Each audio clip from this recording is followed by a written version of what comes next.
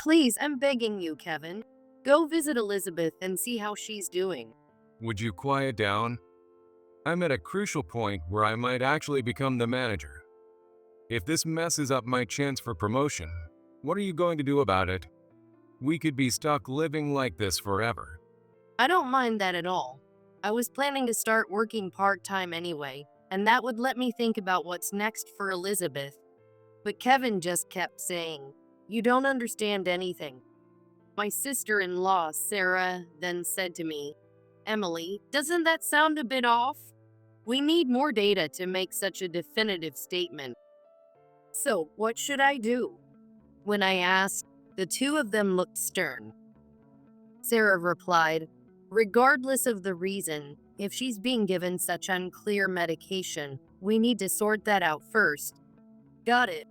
But what can I do? Then Sarah said, Call an ambulance. "An ambulance?" Please, Emily, that's your job. My brother David said that to emphasize his point to me. While you do that, we'll look into this doctor. Yeah, for my lovely niece, I won't rule out any means necessary. My name is Emily. I'm 37. I live with my husband Kevin and our daughter Elizabeth. Kevin and I were colleagues and have been married for 13 years. With Elizabeth starting middle school this spring, I was thinking of working part-time and changing our lifestyle a bit. We thought we were living fairly peaceful days. Yes, up until very recently. Mom, my leg hurts. One day during the spring break, Elizabeth came back from outside and suddenly said that, "My goodness, what happened? Where does it hurt?" My knee feels dull, heavy, and sore inside. It's unusual for this normally stoic girl to say something like this. That meant we had to see a doctor, so we went to our local doctor at Smith Clinic. We've been going to Smith Clinic since we moved here after getting married, cared for by the previous doctor, Louis. Now, his daughter, Mary, has taken over and is looking after the health of our town. Our family is one of those she looks after. When Mary saw Elizabeth's condition, her expression turned grim. "Is something wrong?" She suggested, "Let's take an x-ray." Elizabeth looked at me anxiously. "It's okay," I reassured her as I sent her off. But Mary told us the result with this serious face. "This isn't good." "What do you mean by isn't good?" Let's talk about that later. But But, as I tilted my head, Dr. Mary firmly stated, she needs to be hospitalized for a while. She said it outright. And when Elizabeth was admitted, I was the only one called in, and she clearly stated, Elizabeth has osteosarcoma. This is a type of childhood cancer. "Osteosarcoma, childhood cancer." Both words chilled me to the bone. I remember reading about osteosarcoma in a comic once where the main character suffered from it. I hesitantly asked, "Could this possibly mean, that she might have to have her leg amputated or something like that?" In the comic, that's what the protagonist was told. No, I don't think it's that severe, but if we leave it untreated, it could get really bad. So let's start the treatment early. I could only trust Mary with her words. Once the word treatment was mentioned, there was nothing more I could say. And Kevin felt the same. When I first told Kevin about Elizabeth's illness, he said to me, Well, that's tough. But don't worry, just leave it to Mary. and then he went to bed early, as he had another busy day the next day. Honestly, our relationship as a couple isn't great. I often convince myself that maybe this is normal for most families. We've been married for 13 years. Since Elizabeth was born, I've been more of a mother than a wife, and I'm aware that Kevin doesn't really see me as a woman anymore. My gaining weight is probably one of the reasons, but that's something beyond my control. Now, we're more like a family that happens to have a child named Elizabeth than a couple. Still, when I heard our daughter was being hospitalized, I thought he could at least be a bit surprised or worried and show some appropriate reaction as a father. Meanwhile, Elizabeth was sad she couldn't attend the middle school entrance ceremony. Mom, how long do I need to stay in the hospital? I could only respond with, "Well, it might take a while." Honestly, that's all I can say. It's so boring. I was looking forward to starting middle school, making new friends, and all that. Hearing that really hurt me. Elizabeth was looking forward to joining a sports club and enjoying her middle school life. Yet, her middle school life stumbled right from the start. By the way, Mom, What is it? Dad hardly ever comes to visit, does he? I can't even see my friends, and the only people I meet all day are you and Mary. It's so boring. Elizabeth looked lonely as she said that. Indeed, that's true. Recently, she hasn't been able to meet anyone. If that's the case, we should let her friends visit her in the hospital, but they won't allow it. It's a critical time, they say, giving her therapeutic IVs and urging her to rest as much as possible, though not absolute rest. Is it really such a critical time?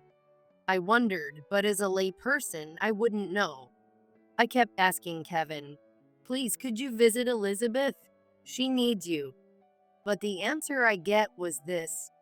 Sorry, but I'm really busy right now. I don't have time to deal with you. "It's not about me. It's about Elizabeth." I argue back. If it were about me, maybe it would be okay to ignore it. But can you really just ignore your own daughter? Would you quiet down? I'm at a crucial point where I might actually become the manager. If this messes up my chance for promotion, what are you going to do about it? We could be stuck living like this forever. I don't mind that at all. I was planning to start working part-time anyway, and that would let me think about what's next for Elizabeth. But Kevin just said, "You don't understand anything." He then cut off the conversation. "You don't understand anything" has been a constant complaint from Kevin towards me. Come to think of it, he's always been like that. I've known Kevin since we were colleagues, but his demeanor changed subtly after he met my brother when we started considering marriage. I lost my parents in a car accident during high school. Since then, my older brother David, who's a bit older than me, has also acted as my guardian. By the way, David is a veteran nurse. It's been his longtime dream to be a strong male nurse who can handle the tough tasks that female nurses often find challenging, and he eagerly pursued this career. David's wife, my sister-in-law Sarah, is a bit older than him and a physician. They might seem like an unlikely couple from the outside, but I've always thought they were perfect for each other. And they seem truly happy, which is something I've always aspired to have. Since they're both workaholics and don't have children, they've always doted on Elizabeth since she was born. As I was thinking about my life with Kevin, I suddenly realized I hadn't told David and Sarah about Elizabeth's situation. What am I doing? I can't believe I forgot. Despite being overwhelmed by the sudden developments, I hadn't contacted them, even though they're always concerned about her. I hurriedly reached out to them, and they responded immediately. "Why didn't you tell us sooner?" Sarah and David yelled through the tablet screen. "I'm sorry, I was just a bit overwhelmed." Well, that's understandable, but pediatric cancer, osteosarcoma, is that clinic okay? Sarah tilted her head as she asked me her question. "What do you mean?" Well, was the diagnosis just based on an X-ray?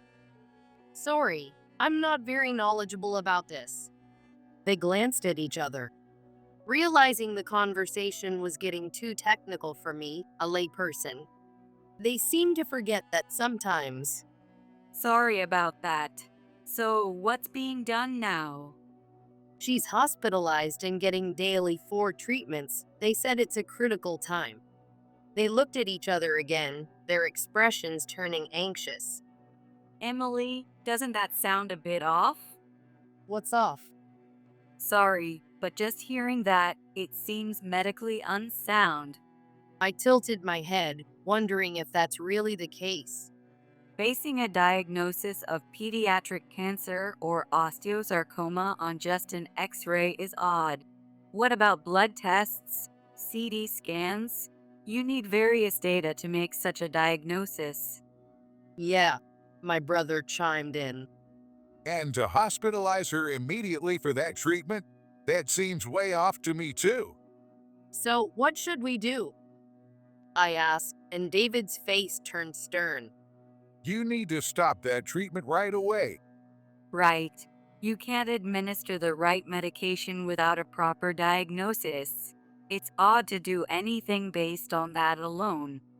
I realized they might be right. And if it really is pediatric cancer, thinking of treating it at your local clinic is just ridiculous.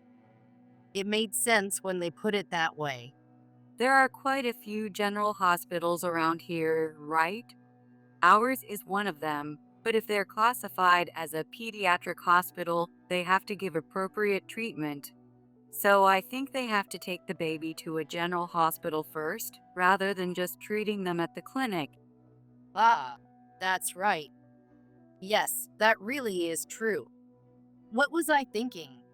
It was the same when Elizabeth was born. We had to transport her to a major hospital because Smith Clinic wasn't equipped to handle it, following Lewis's advice. Thanks to that, both Elizabeth and I were saved. It's shameful that I had forgotten such a thing. So, what should I do? Whatever the reason, if they're giving her some unclear medication, we need to sort that out first. I understand. But what can I do? What can I possibly do? Then Sarah said, Call an ambulance. An ambulance? Even from a small clinic like ours, it's common to send an ambulance to a major hospital if they can't handle it. Please, Emily, that's your role. David urged me. In the meantime, we'll investigate this doctor. The word investigate made me pause. What does that mean? Right. For our dear niece, we won't choose our means. She's like a daughter to us. How can we not help in such a situation?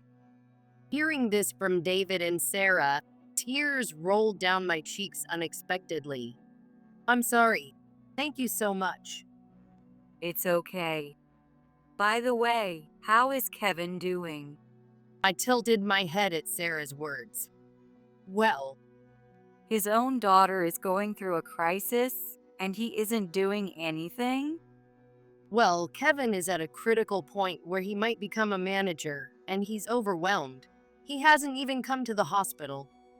The two exchanged looks, seeming to come to an understanding. Anyway, you need to call 911 to get Elizabeth transferred to our hospital. Understood. And I hurried to Smith Clinic and went to Elizabeth's room. But when I opened the door, I was confronted with the sight of Elizabeth looking utterly exhausted. What happened? As I reached for the nurse call button, I remembered our earlier conversation. Right, 911. I called from the hospital. Excuse me, this is Smith Clinic, but something is wrong with my daughter. There was confusion on the other side of the phone, wondering why I was calling from the clinic itself. Please, I beg you. Please, please. My desperate repetition seemed to convey the urgency. The ambulance arrived shortly after, and just as it arrived, another car pulled up. It was Sarah's. From the hospital window, I saw the ambulance pull up to the front of Smith Clinic, its sirens fading. Paramedics emerged from the ambulance. I waved frantically from the window. Over here! Over here! Responding to my signal, the paramedics started towards the hospital. What is this? What in the world? A nurse from the clinic rushed out. Following her, Sarah, still in her lab coat, hurried towards us. It's an emergency. She rushed into a room as she said that. Sarah, it's Elizabeth. Emily, how's Elizabeth? Sarah immediately went to Elizabeth's side, and upon seeing the forebag, her face filled with shock. She quickly removed the injection needle from Elizabeth's arm, checked her pulse, eyes, and various other signs, and briefly explained the situation to the paramedics. Understood. This is serious. We need to hurry. The paramedics nodded and placed Elizabeth on the stretcher. Then, hearing the commotion, Mary rushed into the room. What are you doing? Why is there an ambulance here? And why Elizabeth? Who are you? How can you do this without my consent, her primary physician? Mary blurted those words out all at once, and then glared sharply at both me and Sarah. Not to be outdone, Sarah glared back at her and declared, I am this woman's, Emily's, sister-in-law and Elizabeth's aunt. I am also a doctor at Central Hospital. At these words, Mary visibly shook. The symptoms Elizabeth is showing now are clearly due to an overdose from this drip. What were you thinking administering such a thing? Mary's complexion changed upon seeing the forebag in Sarah's hand. What's going on here? I asked Sarah about it. Well, the fact that Elizabeth is showing these symptoms now gives us a pretty good idea. Let's head to Central Hospital right away. Yes. And you? Sarah pointed sharply at Mary. I have some serious questions for you later. Be prepared. You've put my niece in this condition. We could hear Mary clicking her tongue. It was the first time I had seen her show such an attitude. Sarah urged, let's go quickly. And so I quickly moved to leave the place with everyone. But as I passed by Mary, I definitely heard her mutter. All this support, yet you can't do anything yourself. It was a low, resentful voice. She thought that about me. Let's go. Urged by Sarah, I boarded the ambulance. Soon after arriving at the emergency department of Central Hospital, Elizabeth was immediately treated, and her lethargic state quickly improved. Why was she given such a large dose of this? Both the paramedics and the doctors were astonished upon seeing the forebag that had been brought in. It was a fluid used during treatment, but not meant to be administered all day long. Admitted right away and continuously given this? So she wasn't hospitalized to get better, but to get worse. Such direct expressions of astonishment came from the mouths of the surrounding doctors, and I was surprised. Hey, so Mary did that. But why? She's supposed to look after Elizabeth. I explained that she had been hospitalized under suspicion of osteosarcoma, and so the hospital immediately performed various tests. But the doctor who conducted the CT scan turned pale instantly. Osteosarcoma? That's ridiculous. This is just arthritis. Ridiculous? How could such a basic misdiagnosis happen? The emergency room doctor was so angry. I was surprised. Is it that easy to tell the difference? No, even if it's that simple, it's impossible for a layperson to judge. Was Mary using that to deceive me? David then said, Anyway, for now, we have a private room available in our hospital, so let's keep a close eye on her until she recovers. Surprised, I said, A private room? Don't worry, it's available now, and if it's about the cost, we will cover it. I had some concerns, but nothing could replace Elizabeth's life. That night, I set up a side bed in the private room and stayed overnight. Thanks to the treatment, Elizabeth regained consciousness, but was frightened and wanted me to stay with her all the time. I myself, not knowing what might happen, had resolved to stay by her side throughout. Later that night, after Elizabeth had fallen asleep, I began to doze off when suddenly I heard footsteps in the hallway outside. I immediately woke up, but pretended to be asleep. Then I heard the door to the room quietly open. Someone was creeping closer. After all the things I thought I could do for her, It was Mary's voice. now that it has come to this, I heard the sound of rummaging through a bag. Then she pulled out a small bottle and a syringe.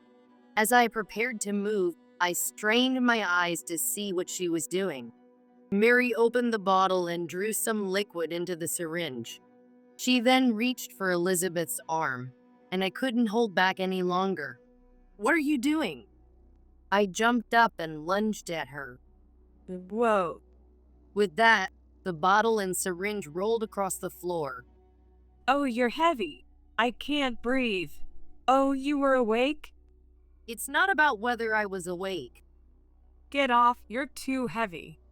My body weight, though not quite double, was perhaps 1.5 times that of Mary. Struggling, she couldn't move at all under my weight. Startled by the commotion, Elizabeth woke up and asked in surprise, why? What's happening?" I told her urgently. Elizabeth hit the nurse call button. "Okay." She pressed the nurse call repeatedly in a panic. Soon, footsteps approached from the nurse's station on this floor. The door opened and the lights came on. What on earth is going on here? It was my brother who spoke. Then, once again, I could hear Mary clicking her tongue. Well done, Emily. While saying this, my brother secured Mary's hands and feet with bands. This should keep her immobilized for now. He then picked up the drop medicine bottle, his expression distorting. What were you planning to do with our niece's life? His anger was palpable. Because you took her away from my clinic, I thought I could find an easier and less painful way. Because of what you did, I had to act quickly. Had to? What does that mean? Her vague words frightened me. My brother looked at me and said clearly, Basically, this person, though a doctor, was after Elizabeth's life. Suddenly, I felt like I couldn't breathe. What were you trying to do to me, Mary? Elizabeth was almost crying when she exclaimed that. Then there was the sound of the door opening again. Sarah entered, and it seemed someone else was behind her. She came after all. After all? I thought if we did this, she would surely come herself. That's why I arranged for a private room. I didn't want to disturb the other patients. With that, Sarah signaled to someone behind her to come in. I rushed to get an answer, but it was incredibly simple, wasn't it, Kevin? Yeah. I was confused as to why Kevin was here. What's going on, David, Sarah? Calling me here at this hour. Kevin, it's no use. Everything we did has been found out. Mary, why are you here? And why are you in such a state? It was then that Kevin seemed to notice Mary, who was restrained and on the floor, and he hurriedly spoke to her. "Kevin? Mary? Are you too close?" I shouted that when my brother shushed me. Right. Elizabeth is listening. It's okay, Mom. Elizabeth shouted. I want to know everything. After all, I'm here, and all the pain of not being able to start middle school right away, it's all because of you and Mary, isn't it? Elizabeth, you're really perceptive. Sarah gently stroked Elizabeth's shoulders and back. I'm already in middle school. It's better I understand these things. It's better to be told than to be kept in the dark. So please tell me, Mom. I was at a loss and frustrated with myself for being so helpless. Sarah then confronted Mary with the medication she had picked up. This is a muscle relaxant you brought, isn't it? If you had injected this concentration directly, it's obvious what would happen to this child. Sarah's hands were gloved, surely to preserve evidence. Your ride is here. Then more visitors arrived in the room. It was really good that the room was spacious. The visitors, showing their police badges to Kevin and Mary, declared firmly, I'm from the county police department. Dr. Mary, you are under arrest for the current offenses. Kevin, as an accomplice, you will accompany us. Kevin reflexively tried to flee upon hearing this. Hold on. You're not getting away. David's strong hands grabbed Kevin's shoulder. I've been acting as Emily's guardian since our parents died, thinking you would bring happiness to our family. But what is this? Your own child. While holding back his shouting, Sarah invited another person in. Well, it was really urgent, so we had to bring in a number of people quickly. But thanks to that, we figured it out. This man has been embezzling money from the company. Embezzlement? I let out the word unintentionally, and Kevin averted his gaze. Sorry, we're from a private investigator's office. We were asked to look into this urgently. But Kevin said he was on the verge of becoming a manager. That's why he's been so busy and hasn't even stopped by the house or come to visit her in the hospital. The investigator continued matter-of-factly. About that. It's the other way around. He was supposed to become a manager originally, but it was put on hold because he was suspected of embezzlement.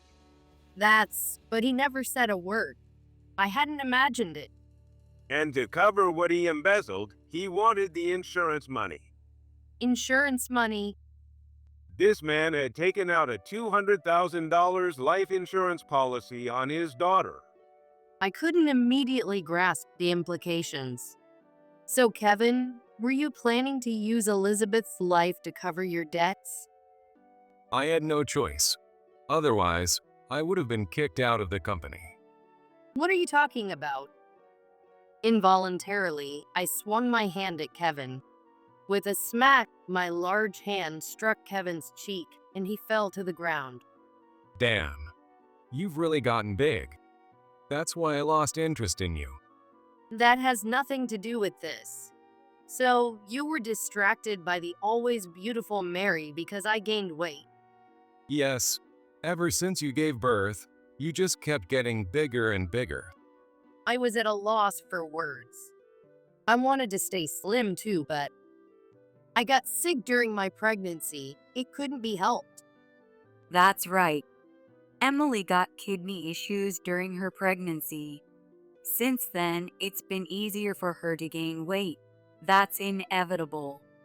Sarah added supportively. That's one thing. But it was during that time that Mary comforted me. The officers present sighed in response. Forget it. The main issue now is that this man tried to take his daughter's life. And you, sir, you asked her to do it. For now, we'll take these people into custody. I understand your anger, ma'am, but you wouldn't want to be charged with assault, would you? I was taken aback. We'll make sure you don't face any charges. It's going to be tough enough handling things for your daughter from here on. Yes. Oh, but let me ask just one thing. Didn't you love Elizabeth? I asked Kevin. I did at first. But as you kept gaining weight, I thought Elizabeth might end up the same, and I just didn't care anymore. So, Dad, you thought of me that way? And then you just didn't want me anymore? Elizabeth began to cry on the spot. I'm sorry. I'm so sorry. I hugged Elizabeth. It's because of me, isn't it? No, it's not your fault, Mom. You always did what was best for me. I understand that even as a middle schooler. Dad is just blaming everything on you. I don't want to call him Dad anymore. Just do whatever you want. That's probably for the best. Sarah agreed with her. And you were the head of Smith Clinic, right? A medical professional doing something like this, even though it was prevented, you can never return to this field again. Was he so important to you that you'd throw away your entire career over this? You wouldn't understand. Mary retorted bitterly. I worked hard to take over the current hospital, but Kevin was the only one who saw me as a woman. Do you think you could understand that feeling? There's no way I could. I'm not you. I made an effort, unlike you. I really tried to approach her. David and Sarah nodded to each other. Mary groaned and then fainted on the spot. Sarah checked Mary's pulse and condition. She then said, "She's stable," and allowed the police to take her away. Then I turned to Kevin. "I'll have a lawyer handle the divorce papers. We don't matter to you anymore, right? If we don't matter, then let's never interact again. Oh, and I'll be taking alimony and child support for raising her, all in one lump sum." I never expected to be able to say such things so calmly. It must have been building up inside me. Kevin glared at me in frustration, but I was no longer going to lose to that. "Goodbye then." I said my parting words to Kevin. Afterwards, the two were arrested and eventually brought to trial. Due to the premeditated nature of the act and the execution of the intent to take a life, Kevin and Mary were sentenced to prison even though the crime was prevented. With Mary's arrest, Smith Clinic was forced to close. Even though Louis is already an elderly, he had to write referrals for current patients, which became a significant burden. I'm truly sorry for what you've had to endure. No, Mary has been a help to us for a long time. How did it come to this? Perhaps I expected too much from her. Louis murmured sadly. Though it was difficult to accept, Louis made sure to pay the compensation owed. It's going to be tough for both of you from here on out. Since we're closing the clinic anyway, we'll make some money off the equipment sale. That's what Louis told me. Kevin was also convicted. Though he was not the executioner but the instigator, he complained, "A prison sentence is too harsh." Unfortunately, under the law, instigation is considered complicity. He received a prison sentence. Initially, it was Kevin's idea, and without him, Mary would likely not have strayed. This case, being an attempted insurance murder of his daughter, made the local news. Being a victim myself, it became difficult to continue living in this area. During this time, Sarah and David suggested, "Why don't we move away?" Actually, we were thinking of serving in rural healthcare for a while. I'm a doctor, and David is a nurse, so it's a perfect fit. We were planning to move far away eventually, but the timing just never worked out. How about coming with us? They invited me like that. Perhaps the scandal made it uncomfortable to stay at the hospital. Their offer reflected a kindness that didn't need to be explicitly stated. So I took them up on it. After a while, we moved to a distant state. Though it was a rural area, a shopping mall was just an hour's drive away. It turned out that this area had been without a successor to the local clinic, and there was no doctor for a while. Having a reliable place in town was significant, especially since not everyone can drive, particularly in areas with many elderly people. The loss of Smith Clinic, where Mary worked, was a significant blow to the community. Once my brother and his wife settled into the new clinic, I was hired to manage the office. Initially, they couldn't offer much salary due to my lack of experience, but that was fine. Having any job was a blessing, given my plans to start part-time work. With the addition of alimony and child support, I could comfortably raise my daughter. Elizabeth's health also returned, and she grew taller rapidly. It seems the arthritis was related to growing pains. How they exploited that. Now she's thriving in the sports clubs of this sparsely populated area. With my new family, I hope for a peaceful life ahead.